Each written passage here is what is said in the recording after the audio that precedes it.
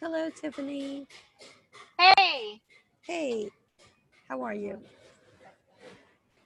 Hey, can you Brett. hear me now? I can hear you now. Oh, and I see Hassan. Oh, cool. I'm Hey so Celia, ex- how are you doing? I'm good. How are you? Good. I'm gonna I'm gonna try not to talk too loud because I'm in the middle of a wee work. So so see, look, Tiffany, Hassan is at the Forward Cities office. Yay! Yeah, we've kidnapped him. That's No, awesome. yes, Hi, it is Tiffany. totally awesome. Hi. Trying to determine what kind of rate to charge us, Oh Yeah. my to gosh, get him back. that's great.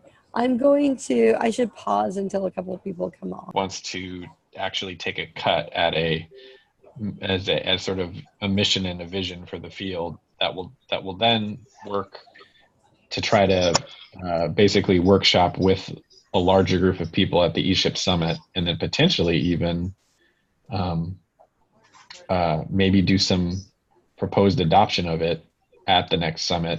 Since we're 6 months away, that gives us not a ton, but it gives us time. Mhm. So I don't know if this group wants to pivot into being more of a working group, or if we like to come together once a month and check in and talk about topics.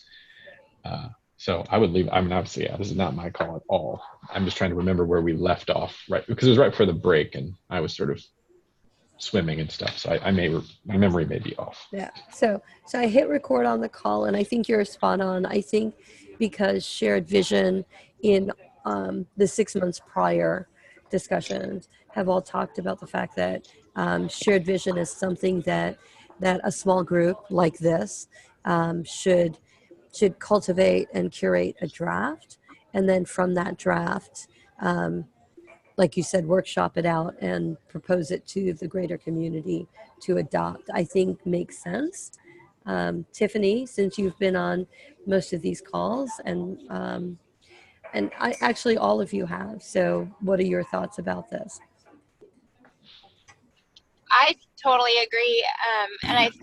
If I recall from the last month as well, we sort of ended it on what our understanding was and what our hopes are for the future for 2020. And all of us, majority of people at least, expressed more action and really being able to produce some type of result to bring to the larger group that's beyond conversation.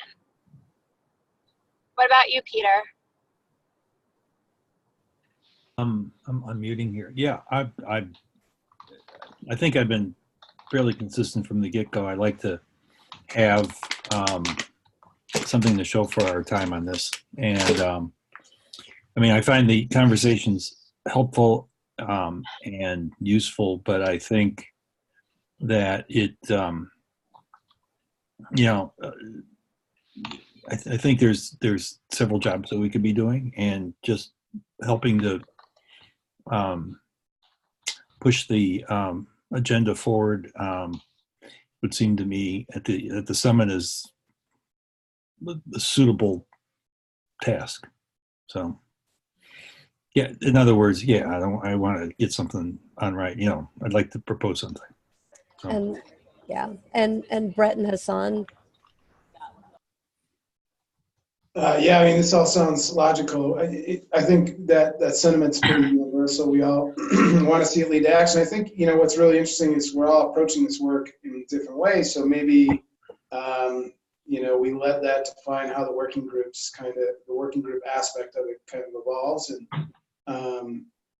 the summit I haven't been to, I think I'm the only one, but I know the power of it and that kind of ultimate time in the calendar that it serves for convening energy and purpose. And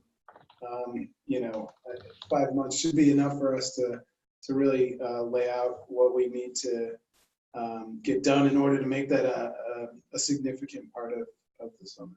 Yeah, and I think probably over the last couple months of last year, I think the calls that had the most energy around them were the calls where we started working on a project canvas on the call itself, and it seemed like those calls had momentum and energy around them. So since this is your upcoming first conference, has anybody told you that you have to stand on the stage and give testimony at all? I mean, they haven't said anything about that to I've you? already written it. It's Pete. It's Oh, already okay. written. It's He's been already approved by practicing. Faye. Yeah, We're ready to roll. I'm just got to find a tie. That's because I got to show up with a tie the first time. I know, the entrepreneurial way is no tie, but I got to be the square. The other key part to know is that Walt Disney got his start in Kansas City, so you need to wear a Disney tie. I love Everyone actually at the event wears a Disney tie.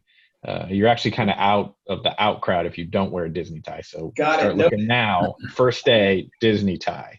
I'm on Amazon right now. Looks like a goofy one would be a good fit for me. Actually, since Disney was born in Chicago, there's actually a Disney magnet school. We could probably provide you with some early cartoons too, if you want. Okay, I thought you were going to say I had to visit there as part of my initiation as well. Well, you're all going to do that too. I'm not sure you do I'll much. go to Chicago. This is totally is off like- topic, sort of funny, which is that there was a tweet that was going around the internet. You know how those apparently a lot of people read those Twitter things, but it was essentially this story about how a wife told his husband that they're going to this party and that it was a pajama party and everyone could be chill, and so they got dressed up in pajamas and showed up to this 50-person party and they were the only one in pajamas. Love it. I would love. My wife would hate that. I'd be like, all in. Let's do it. So goofy tie. That sounds right. like a great. You know what? You just gave me a great idea for April Fools. Oh my gosh. Thank you very much, Andy. You just got me. That's my high holy day. Is April Fool's Day. I'm really leery of Peter and April Fools is just a little disconcerting to me. I don't know, but because he's got the Walter Lantz painting in back of him. So yeah. So I think what we were talking about as far as filling out the agenda is, as we keep the minutes, I think because we're basically working towards a draft of something, these conversations are great. I don't know that it's as imperative to notate all the notes of the conversation as opposed to the takeaways and the calls to action. So I'd really like to invite everyone to in the agenda notes, and I'll drop that link into the chat. But I'd like to see everybody put down your takeaways from each of the respective calls, so that we can keep whatever should be top of mind as we curate this vision, mission, and things. So one of the things that I wanted to talk about, and so Tiffany, do you have something that you want to start with before I kind of, I don't know, she's driving. Are you driving still? Yes, I am, and I'm the worst talker when I'm driving. Okay, so we're gonna let you catch up. Do you, Andy, king of the popcorn questions? What's your popcorn question for all of us? Oh, geez. Wow. It's always put me on the spot. No pressure.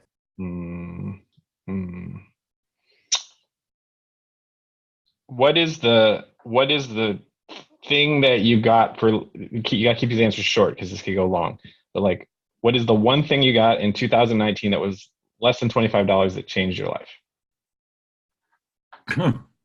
Or we'll do less than $100. I'll make that easier. So it's a thing you got in your life that made your life just exponentially cooler. So I'm gonna tell you, I'll start. I'm gonna give you all a second to think, and then I'm gonna tell you to get your brain going. So my answer is this thing called a back buddy. Here, I'll find it for you. And it might have been more than, it might have been $30. And my friend recommended it, and it looks like I don't know, it looks like a torture device. But it's this S-shaped tool developed by this physical therapist that helps you give yourself massage the knots out of your back. I gotta find, I think it's called a back buddy. Let me find the link to it. And it you can basically give yourselves a back massage with this weirdly shaped thing. So I'm going to send it to you. That's mine.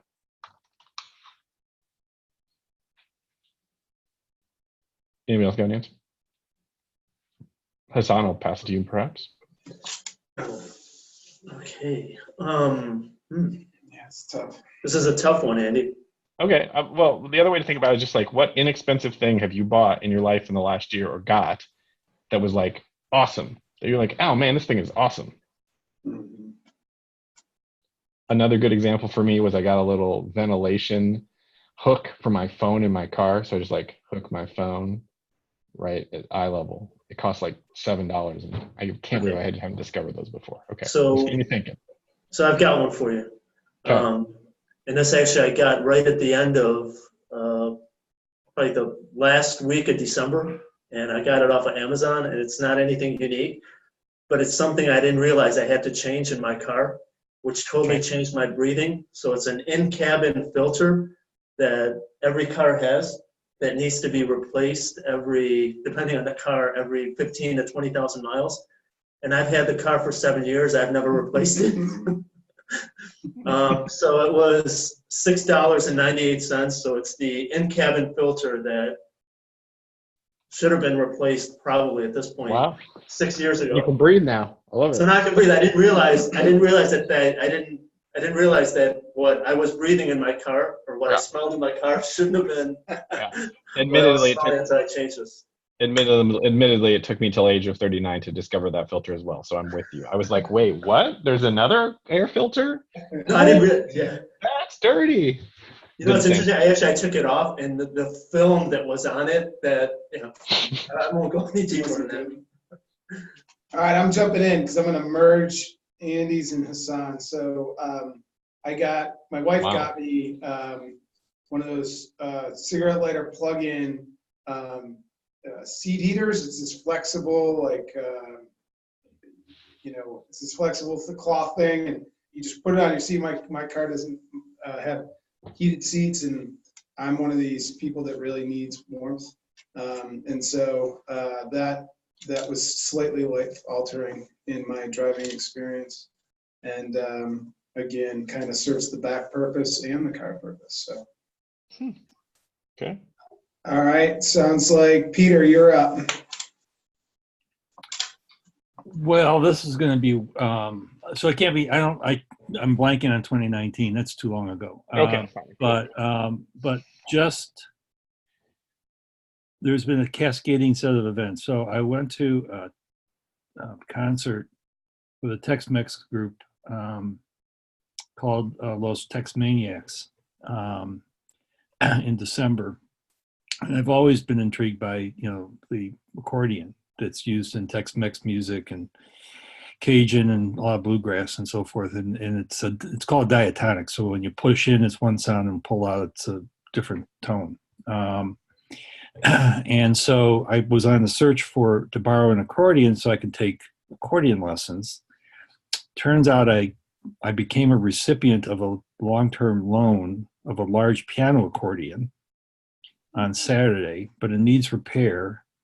So I called this repair guy, and he said he'd take a look at it. And then he said, oh, by the way, what's got you interested in this? Not just mind, I've never played an accordion in my life.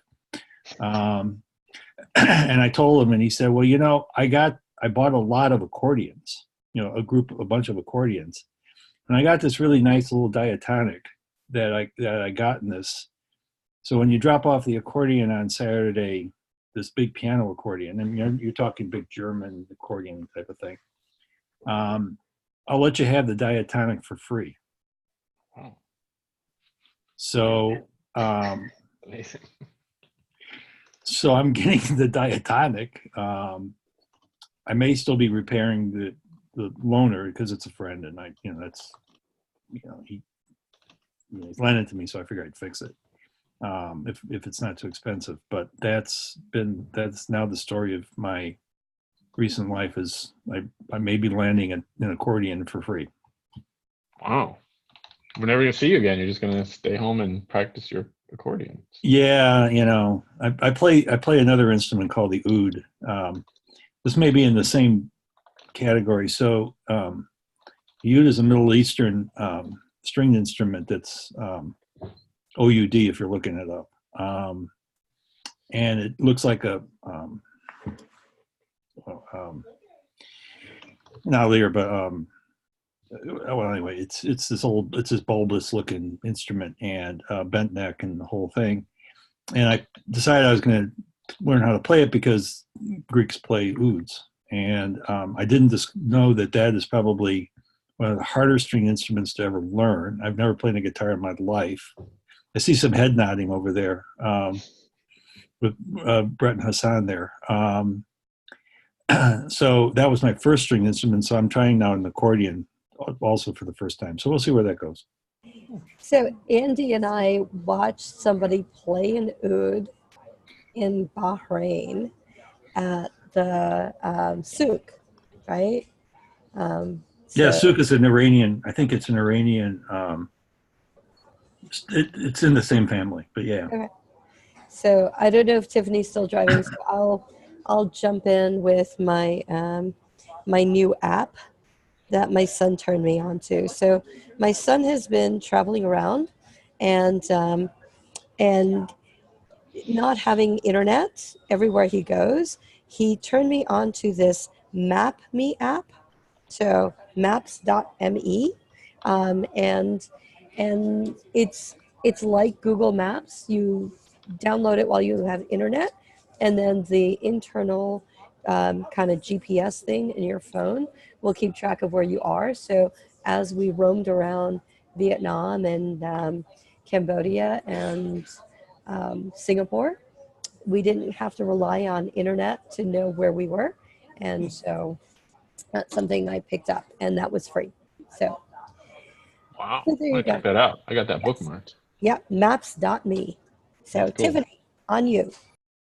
So I'm very late to the Bluetooth speaker game, but I recently got a Bluetooth speaker and I can now listen to all my podcasts while I'm in the shower, and that has changed my life.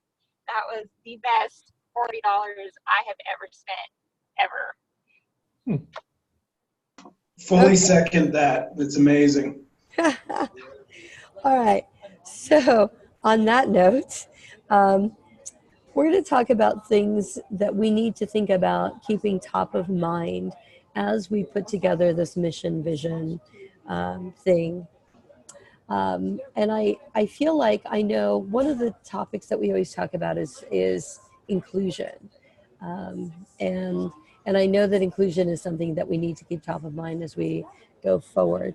But I also know, as somebody who does cultural competency and inclusion work, you don't know what you don't know. And I think that that because it's going to take a smaller group to draft this first pancake of a mission and vision, how do we make sure that we include diverse perspectives without having everyone polled, or do we? Is that something that we do to reach out to others in order to get some ideas? So I just want to kind of throw that out there as a starting point.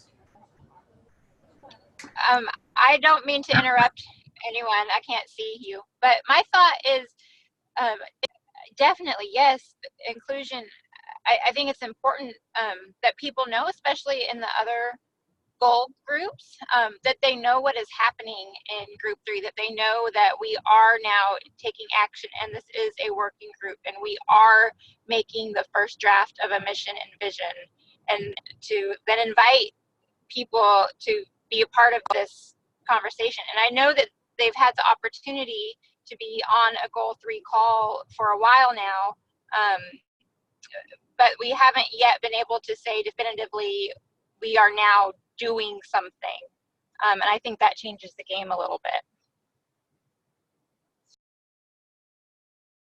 So Tiffany, is that like a call, an invite? Because I think that's one of the things that we talk about when we're talking about being inclusive, is there needs to be an invitation. So Brett and Hassan, I'm really curious to know, as you do your work in Forward Cities and you bring a council together in a community, it's letting people know that there is something going on, which is very similar to this group. So how do you curate that inclusive invitation? Well, at the front end of the engagements that we've had, we lean heavily on local key stakeholders that don't sit too high up in the trees, have good connectivity to the grassroots, to try to properly canvass a community and get folks with an entrepreneurial bent who typically haven't been at the table to take part. I don't know that we have that challenge because there's a lot of issues that come into play there and have perpetuated the reason why a lot of these folks haven't been at the table. I think in this case, this community is, from what I've learned of it, is very much a lean-in community, and so that would be less of a challenge on that part. But I think as it pertains to what the work that we're trying to do, some of those principles could be applied around shared values, shared. Again, I bring it back to what is the work that we're doing every day? How is this going to add relevance to your overall experience? You have to kind of check the selfish box in order to really get some level of authentic engagement from people. And so, we could highlight that as a way to try to draw more people's attention to the work. But I do think also, given that this has been largely conversational, and we can say we're moving to action, but I don't know if you think about it, if you were to frame an invitation to others that are loosely affiliated with the ESHIP goals community, what would be the sell? What would we tell them? That we're at the beginning of a creative process, that we have a handful of guiding principles that we're going to let ultimately determine how we flesh out this mission and vision. I think we'd have to come strong on that before we made a proper appeal, because that's what we needed to do in community. It was, well, why? We've been in working groups. Some people have been in working groups before, and before we're going to go out and advocate for this to people who typically don't take part in the process, what's the value add for them? Why would they get involved?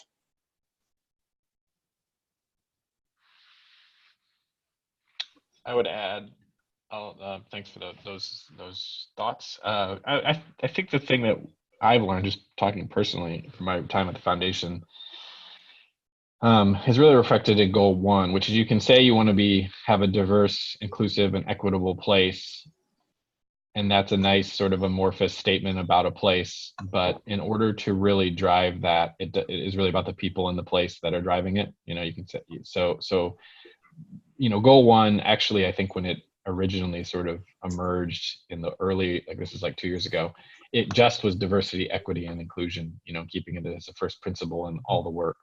And where it got to, which I think was, and I can't even remember who the individual was who really called it out, but it was essentially that you have to have diverse leadership. And so I would just say, as, to build on what was said about inviting people, really to be intentional about making sure that the core team that is actually doing the drafting has diverse perspectives. And I mean that on all spectrums of diversity that we, are going to be considering here, or I guess become top of mind for this work. And so this group is what I like about this group that's even on the call right here, and if you add a couple other folks like Mike and a few others that have joined in the past calls, is we've spent a lot of time on these calls in other ways getting to know each other more, that I think there's enough level of trust that people are open and can be like, no, I think your idea is kind of dumb. Maybe that's not the way to say it, but that's probably okay for our group to be able to do. So this core group is actually a pretty good seed group. I think the question I would ask this group to consider is, if everyone on this call, let's say, is actually going to be on the project team, to actually say, well, what diverse perspectives are not represented even in this core team, and who do we know that we could specifically reach out to and invite into this that cares about this topic.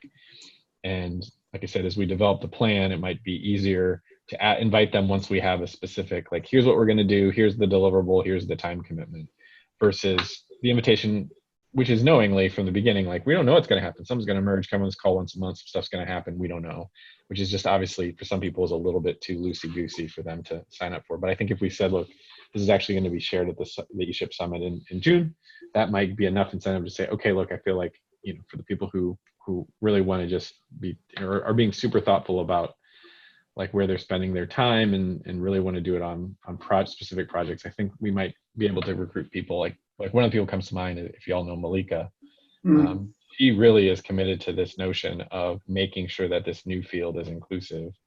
And if we said, okay, Malika, we know that's really where your heart and your drive is at, and what this is going to be is actually, 6 1-hour chats over the next 6 months, and we're going to deliver at the summit. She might be easier for her to say, absolutely, I'm in. Yeah. So I think I combined a couple things y'all said too, but that's where my mind goes. So to build from that, I think there are two angles on the inclusion. One is inclusion at the level of the communities that where the primary engagements occur. And we actually spent independently, because of my other project that we're working on, we spent about 4 hours on this with a group of people in December. Scott Holzman facilitated that meeting, thanks to Mike's generosity on that, because he covered Scott's time for us. And that's what the entire discussion really revolved around, was the idea of, how do we engage communities in an inclusive way? And I think some of this really relies on what turns on the word of invitation. If the experts are inviting others to participate, you've established it creates a power dynamic. And the power dynamic is one where it's the inviter who holds the power over the invitee. And that in and of itself doesn't really lend itself to an openness on the part of the person who's being invited. So what we spent a lot of time thinking about was, how do we earn an invitation from the community that we're seeking to be engaged with, so that that power relationship really is held in the hands of the community of people that you really want to have part of, have part of the conversation. So that requires a very different kind of dynamic, and how you do that is really tough. Now, in terms of this group, it is, I think, to follow on Andy, I think it really is important to find people who have different points of view and different experiences, to add to the conversation, understanding that the individual is not representative of a whole class.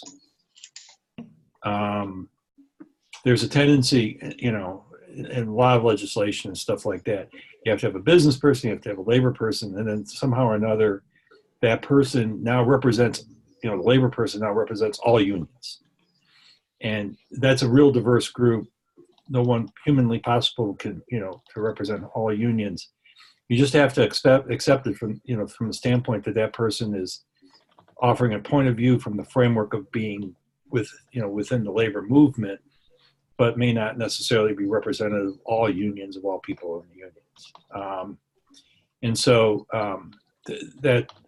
that part of diversity, I think, really, and inclusion really works, but we just have to be mindful that we don't start applying a label to whoever it is that, for each individual set of life experiences as representative of an entire class.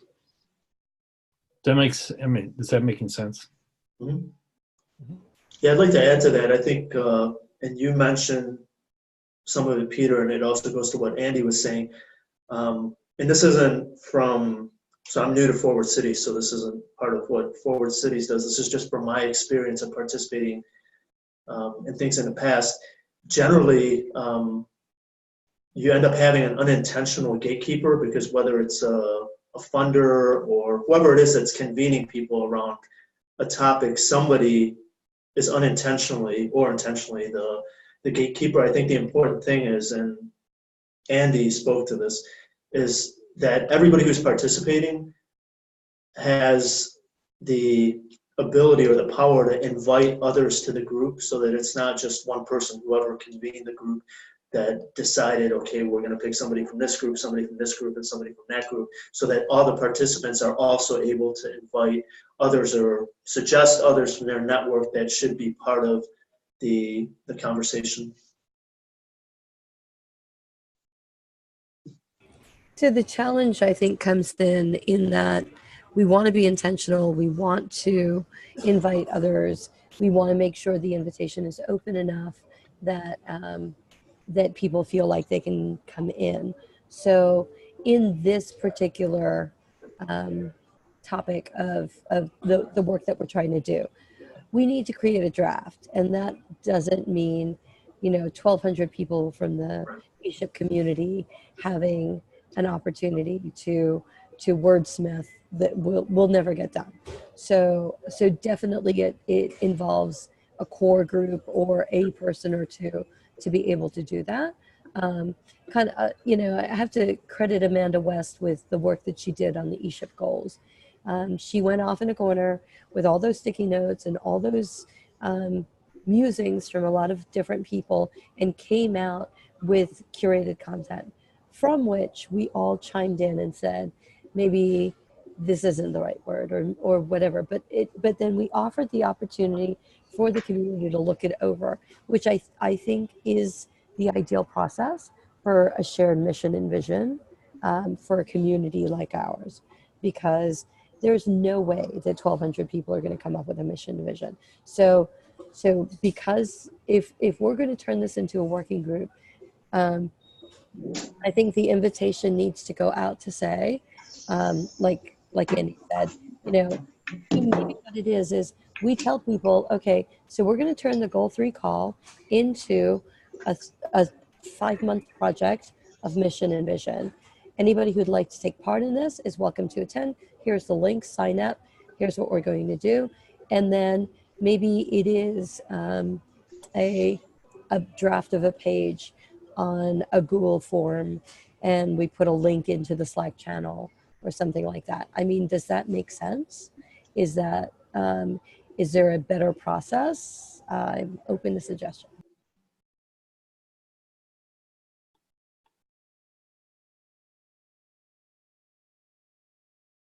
That makes sense to me. And I really like that the invitation is extended to everybody. I definitely think that, identifying key people who we just know through relationships would be excellent is good to also kind of nudge and say, hey, I want to be sure that you saw this invitation. But just giving people the opportunity to be involved, because at the end of the day, I don't think we're going to have 100 people that are going to respond to that. And so I still think that the group will just naturally stay really small. But I know we then have the peace of mind of saying, the opportunity and the invitation was presented to a wide swath of people. That's what I think. The only concern I have about just doing that, I think we should do that. But just doing that, I think what's going to end up happening is that we're going to find out that we're going to see the same usual characters of self-selected participants. And, if you look at the universe of people who are on the other calls, that's probably the universe of people who probably will be on the most likely to respond list. And I'm thinking that the people who we really want to probably engage are the ones who can really give a lot of thought to this, but won't unless they're specifically asked. Yeah. It's where there's a conversation that says, this is what we think you will help bring to the table, and this is why we think that your engagement in this is really important. because I don't think that just simply a blanket invitation is going to get us a lot of new ideas. It might, but when I look at if I look around the room of people who are 3-timers to ESHIP, those are the folks that are going to be jumping on board. And, there was a lot of new blood this last time. There are a fair number of people who dropped off from the first, which I'm disappointed because I really look forward to seeing them in the second, third years. I just think that we need to figure out a way to be more effective in getting others into the conversation. Yeah, I agree with that. I think what you're speaking to is just a little bit more of an intentional approach. And, I'm sorry I had to step out, but Andy, you raised Malika. She was the first one that popped to mind as you were saying it, because here's someone, we just had her go to Indy and completely shape what's going to be a co-working pop-up space there. She's obviously living and breathing this work, trying to, think beyond her own sandbox in a lot of ways. And, that's exactly the kind of crosshairs, and to be blatantly honest, an African-American female to boot, someone who's going to bring a broader perspective to this group. That kind of candidate and the resources they bring, and then thinking about intentionally, well, how can we frame this to a handful of people who, rather than casting the wide net, we do a more focused and intentional recruitment, so that we can make it appeal to them on very direct and relevant ways. And that's going to mean that we just, we have a little bit of work to do, and maybe we do it, or we think about it now, but in terms of framing this up, it can't just be broad. We're creating vision and mission, but, again, it's kind of motivated by these guiding principles that go a little deeper than what's already been stated. So here's something I want to throw into the mix about inviting people. I think that the invitation is integral, is vital. I also think that we have to honor the time and energy for people to be involved. And not everybody has the benefit and the privilege of having flexibility in that.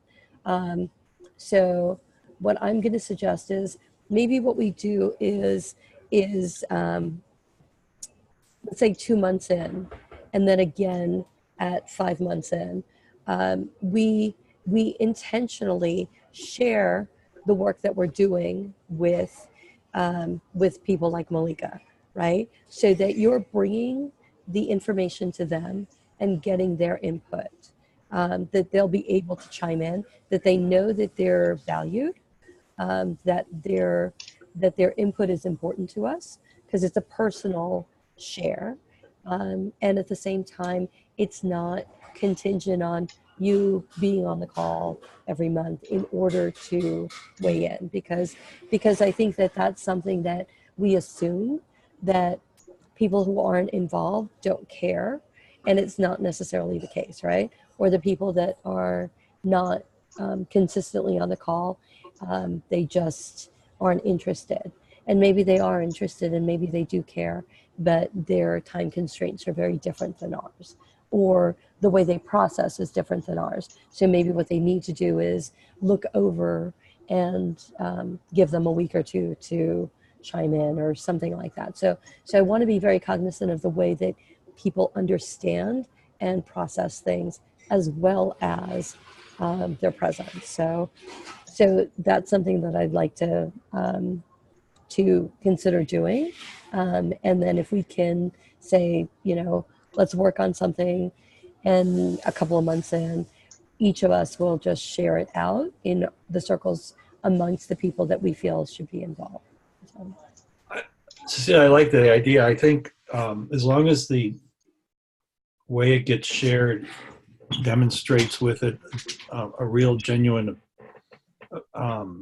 willingness and desire for folks to actually contribute, because I mean, it's tough to go out and say, okay, we'll send you some stuff, and we send out some stuff, and people then respond and say, well, geez, how come you really weren't talking to us in the first place? Or so I as long as it's clear that the the reasons why this process is used is for the very point that you're making, which is it's being respectful of people's times and energy and so forth. I think, but a real interest in their ideas. I think how that's done is going to make a big difference, and it can be done. I mean, I've seen this happen before where you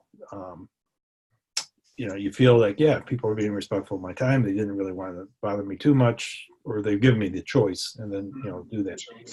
But the other part of it, and I know, Andy, this is not. I don't know this, but I seriously doubt that you can answer this, and that is until the time of the conference, and that is, okay, this mission vision. So how does this get sustained, and who's going to help sustain it? And you've mentioned that it's a year-to-year decision about ESHIP conferences and so forth. It doesn't have to be a conference, but I think the individual's willingness to commit any real time and energy to this is with the knowledge that it's going to have some afterlife. Yeah. And I don't know how you answer that question, or if you can. Actually, I have a pretty clear answer to it, which is the long-term intention of all the work around the ESHIP summit and the goals and building the field for ecosystem building is really around how do you obviously emerge a standalone field that doesn't require the Kauffman Foundation to sort of hold the center of attention, which is what we're doing now. But understandably, because that's kind of the role of the foundation, is to be able to actually like fund that sort of center of gravity, which is an event at this point. But there are a number of parallel conversations going on across the ESHIP goal work that are looking at how do we institutionalize the field, if you will, of ecosystem building more concretely, and a number of you on the call are in those other conversations. And the idea is to actually move Kauffman from the center of holding the sort of center of gravity to just being another player holding that center of gravity. And even some folks on this call, I mean, look at the Ford Cities guys that are up on my screen. Ford Cities has really stepped up and said, we're interested in sort of helping to contribute to holding the field. Folks like Startup Champions Network, the IMBIA, we've even got some interest to some extent from some of the folks at IEDC. And these are like national organizations that obviously play a role in this field of ecosystem building. But the hope is eventually also to be able to, which I think is goal 4, 6, about creating sort of a, for lack of a better word, I think it says standards body or center of excellence or some sort of like AMA, American Medical Association for Ecosystem Builders. That really, again, holds a lot of that field work and the sort of standards of excellence. So one or many of those may be the answer to that work.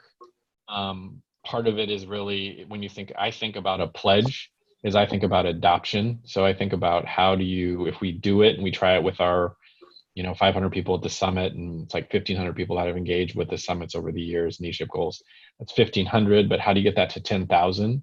And I don't think it happens through the Kauffman Foundation. I think it happens through groups like IMBIA or IEDC or other groups that exist. Their permanent existence is around recruiting more people to doing this important work. There's many others I can think of. But part of me thinks like we need a first cut at it to see how folks will respond to it.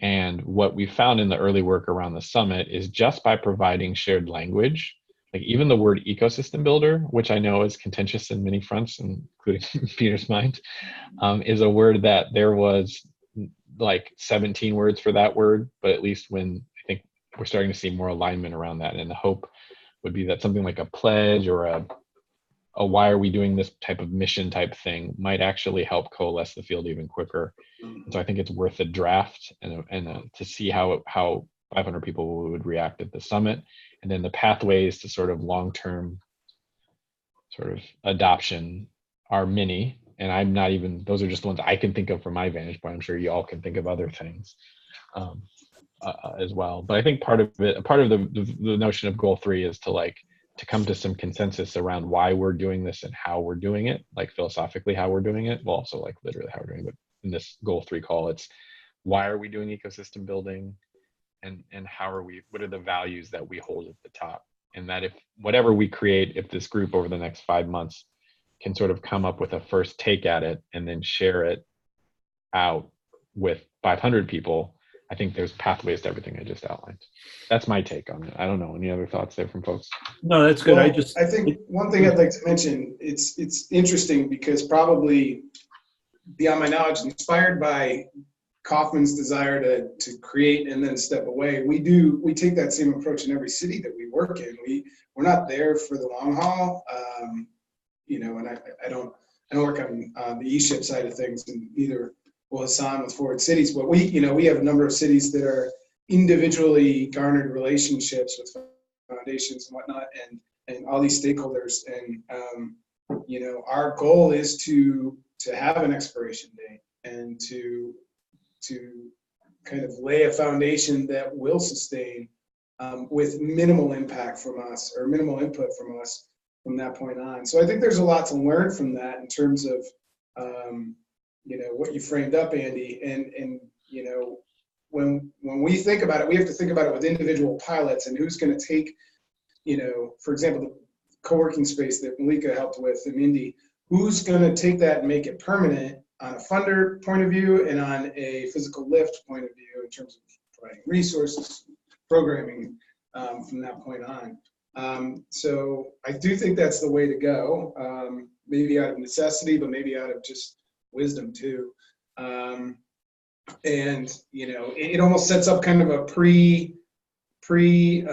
like a 3-stage, a pre, an at, and a post thought process around this. We need to, towards the conversation we've been having, we need to get inputs from a more diverse group of stakeholders so that we can really build a straw man for something that can be presented at ESHIP Summit. Let those inputs from the larger crowd really inform the legitimacy or illegitimacy of some of those ideas, and then come out of it ready to say, all right, let's really let the concrete dry on what we first thought, what we heard at the summit, and by September feel like we have a really solid vision and mission that can at least then be that centerpiece for outgrowth of a self-sustained body. And I don't know if it's an AMA approach. It's an interesting idea, that maybe ecosystem builders become so prevalent that they do need kind of their own advocacy network and professional network that's more formalized and has like a membership component to it and whatnot.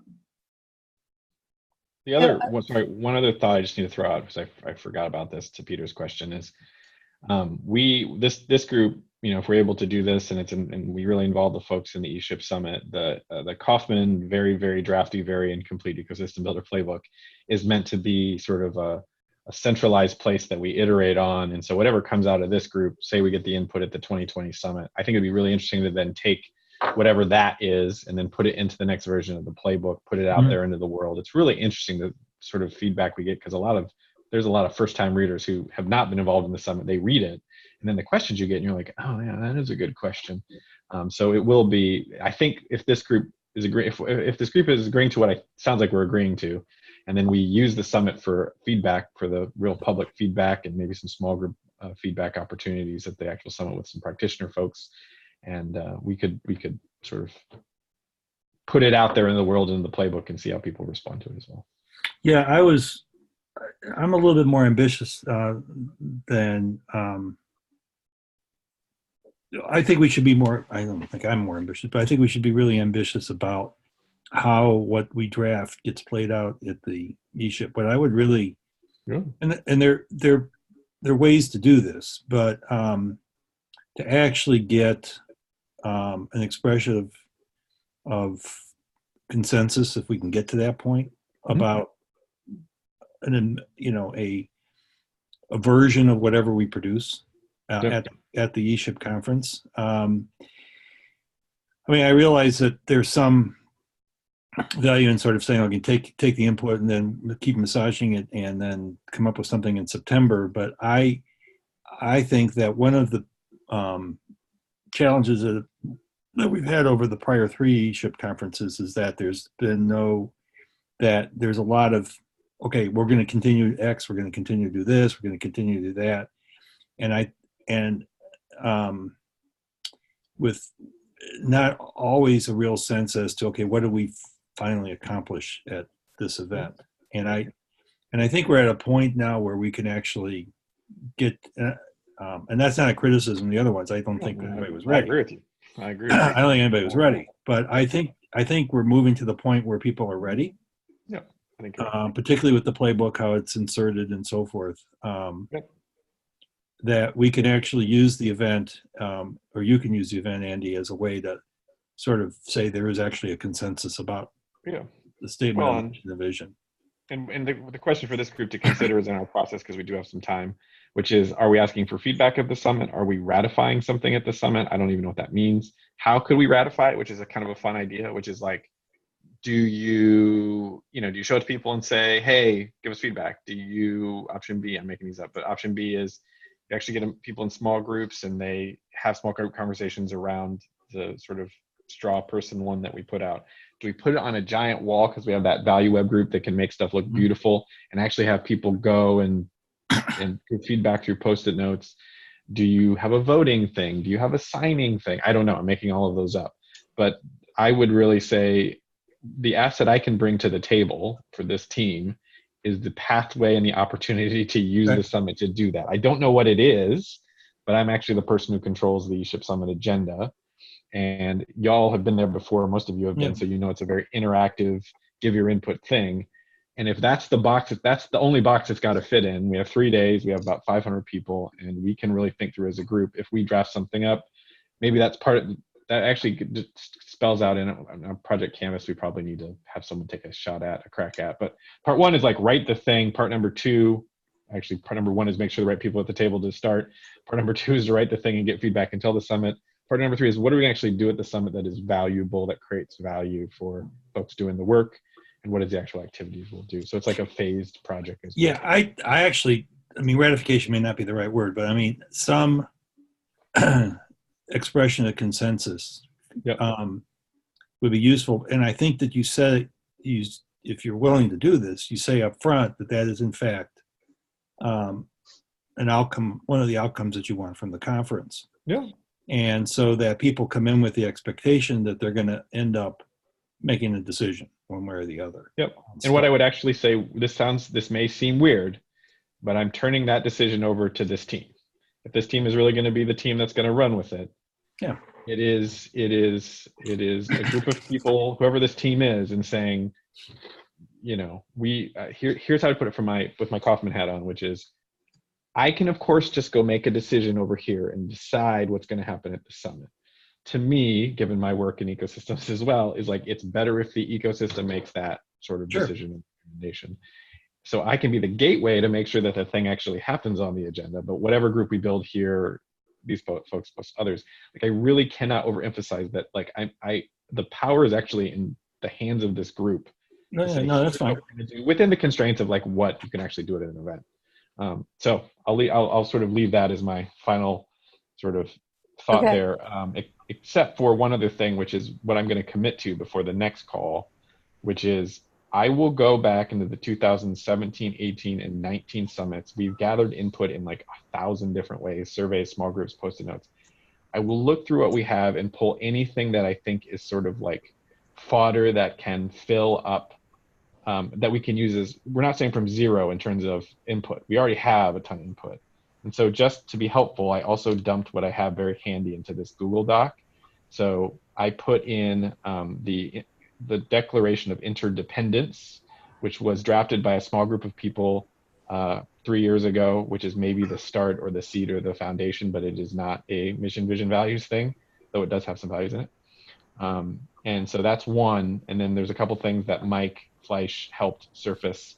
I will spend the next month trying to dig through the last 3 years of Summit and say where, and all this stuff, where do we have input around mission, vision, values that can help inform this group as we launch this project?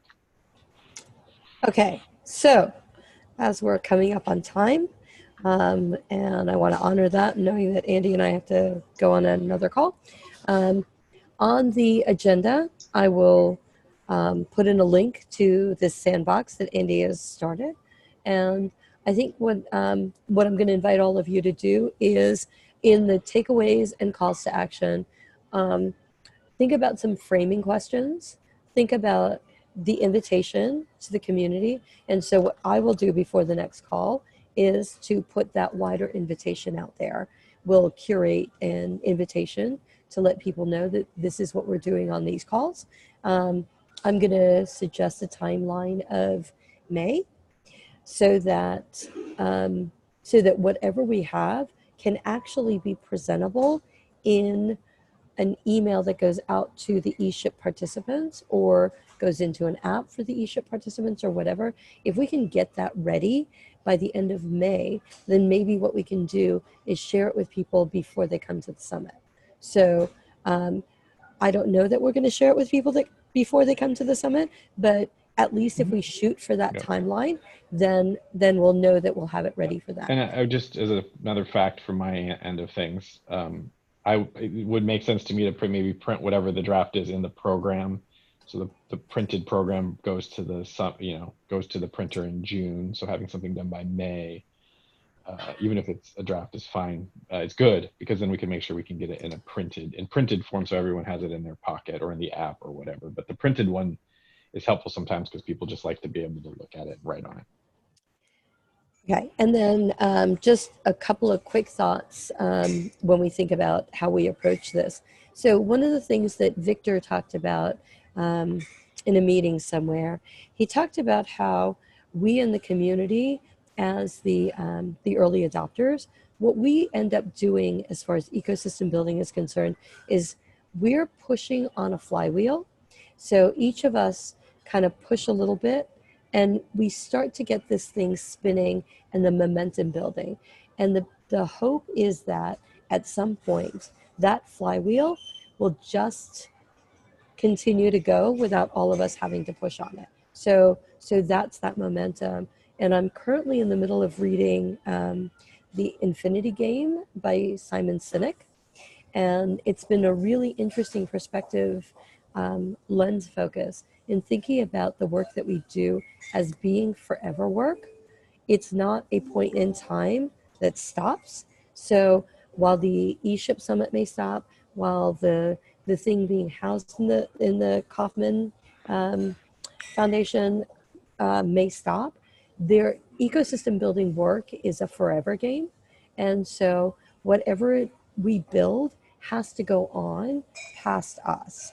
So I want you to look at it in what Brett wonderfully said about the beginning, middle, and the end of our participation or what we iterate on, but then knowing that whatever we do should be evergreen in the language, in the goals, in all of that work. So any closing thoughts, because we're going to roll.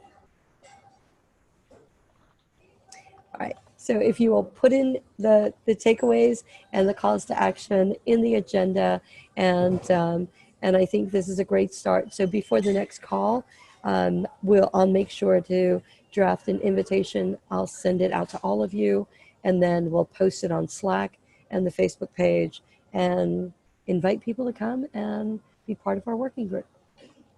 Okay, yeah, I was, okay. So Andy and Cecilia, I just sent you a graphic.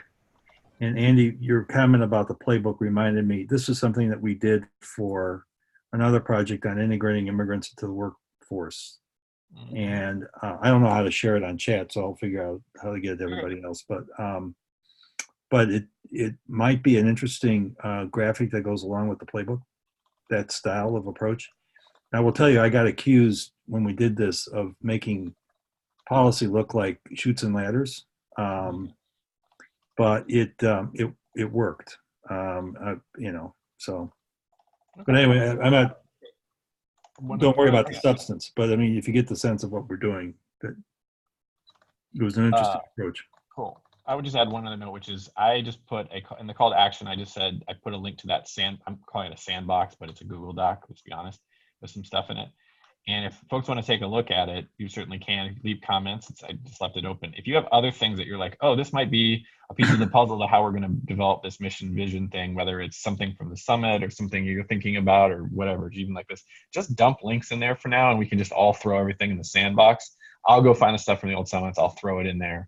And then when we're ready to really launch into the actual drafting, or however we do that, we'll just have one document that has all the links to all the things to start building from. Thank you, everybody. We'll talk soon. Awesome. All right, take care. Take care. Bye. Everyone.